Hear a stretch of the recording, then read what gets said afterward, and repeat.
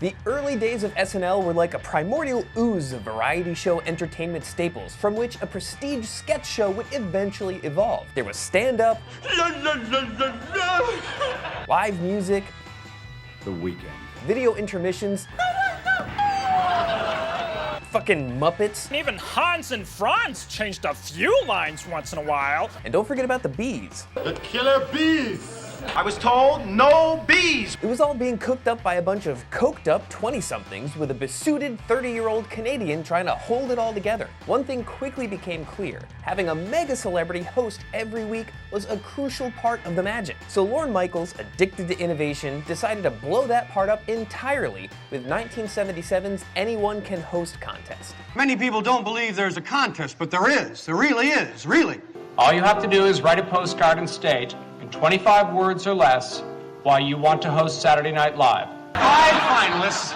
5 will be chosen to read their postcards on the air November 19th, and the winner will host our Christmas show December 17th. If you can lick a stamp, you're on your way to start. Today we're taking a look at the episode where the 5 finalists showed their comedy chops and casting a few votes for who we think should have won. This is CannonBall. Over 150,000 people sent in their 25-word applications, and they had to select 5 of these wannabe celebrities to bring in for tryouts. Poor penmanship has smudge on the corner. Oh, this is funny, Bill. Let's keep this one.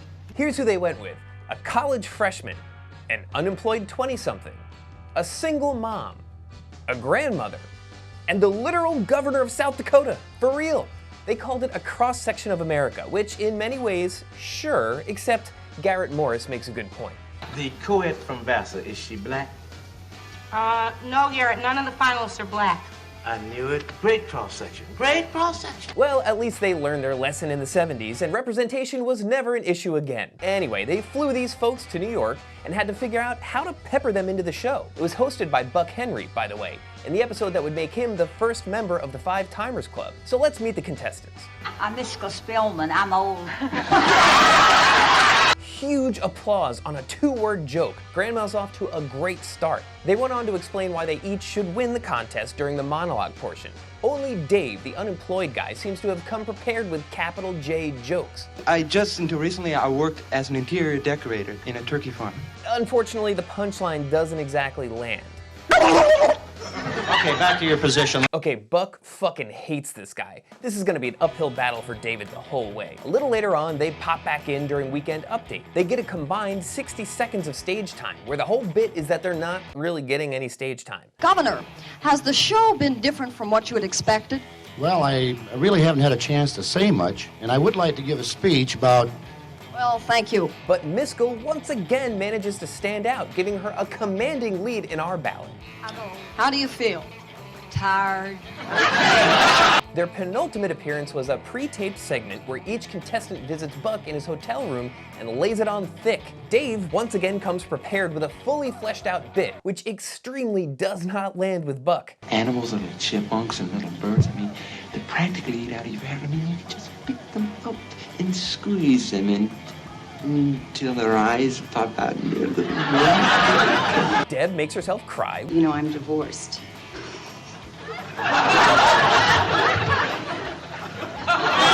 Which is both technically impressive and comedically effective. Connie goes full seduction mode. They're all, quite excited. I am too. It's funny and it's well executed.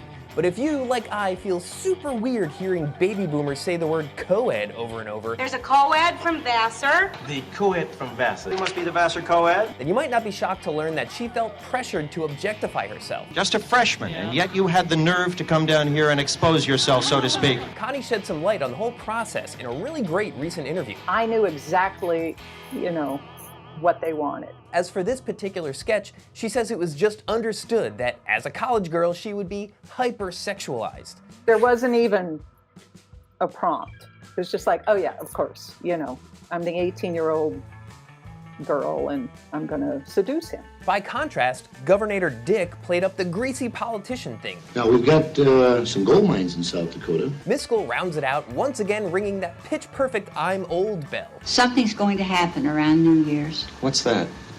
I'm going to kick.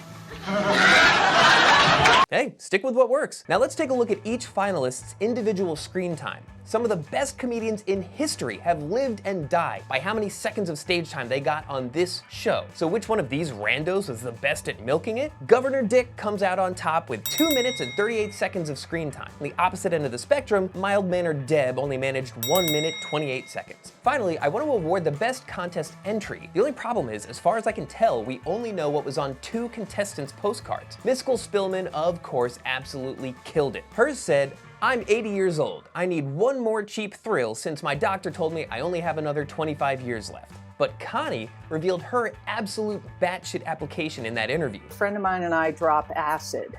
I pulled out my college ID card, and so of course, then I said, well, that's it. My card is going to sacrifice itself, and its friends are going to staple it to a Holiday Inn postcard because they've snuck to the local Holiday Inn, and just write "free me" underneath. I go to the post office and I stapled my card, and I've got a Holiday Inn postcard, and I go up and my eyes are probably like spinning around. And I said to the postal person, is this mailable? And they looked at me like, yeah. So that's what I mailed in. I stapled my college ID card and just wrote "free me."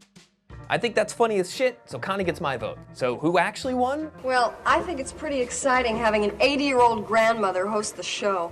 Yeah, it was Miskell by a mile. And her episode was exactly fine. Let me tell you something. You should be as together when you're 80 as Mrs. Spillman is. Don't worry, I plan to be dead by 30. She stumbles here and there, and she laughs at her own jokes, but so does Jimmy Fallon. This is so bad! The cold open was about Belushi confessing that he Smoked a joint of Oaxacan and Maui Wowie with a little hash oil. Calmed her right down. which was likely a setup to keep her monologue short and chaperoned. You want me to take that from you?